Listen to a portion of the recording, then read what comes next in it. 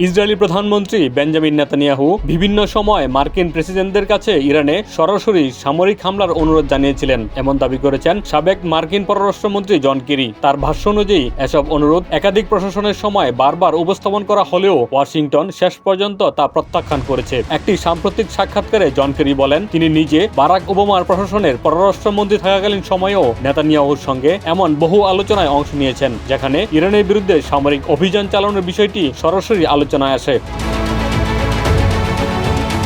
কেরির ভাষায়, নেতানিয়াহু বারবার বলতেন তিনি চান আমরা ইরানে আঘাত হানি। তিনি আরও জানান, এই প্রস্তাব কেবল কূটনীতিক আলোচনার মধ্যেই সীমাবদ্ধ ছিল না, বরং বিভিন্ন সময় এটি সরাসরি মার্কিন প্রেসিডেন্টদের কাছেও উপস্থাপন করা হয়েছিল। কেরির দাবি অনুযায়ী সাবেক president Barack Obama, Joe Biden এবং জর্জ ডব্লিউ বুশ সবাই ইরানে হামলার এই প্রস্তাব প্রত্যাখ্যান করেন।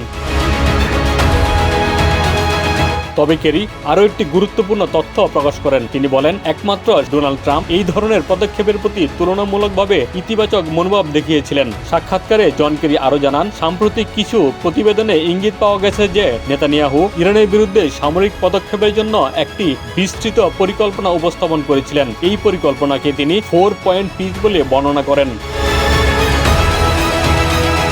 কেরির মতে এই পরিকল্পনার মূল লক্ষ্যগুলোর মধ্যে ছিল ইরানের শীর্ষ নেতৃত্বকে দুর্বল করা বা অপসারণ, দেশটির রাজনৈতিক কাঠামোতে পরিবর্তন ঘটানো বা অভ্যুত্থান ঘটাতে সহায়তা করা এবং ইরানের সামরিক সক্ষমতাকে সম্পূর্ণভাবে ধ্বংস করা। তিনি বলেন, এই ধরনের আলোচনা একান্ত বৈঠকের মধ্যে সীমাবদ্ধ ছিল না, বরং বিভিন্ন সময় মার্কিন প্রশাসনের উচ্চ পর্যায়ের বৈঠকেও এই প্রস্তাব তোলা হয়েছে। যদিও বিভিন্ন পক্ষ থেকে ভিন্ন ভিন্ন মতামত এলেও নেতানিয়াহু তার অবস্থান থেকে সরে আসেননি বলে দাবি করেন কেরি।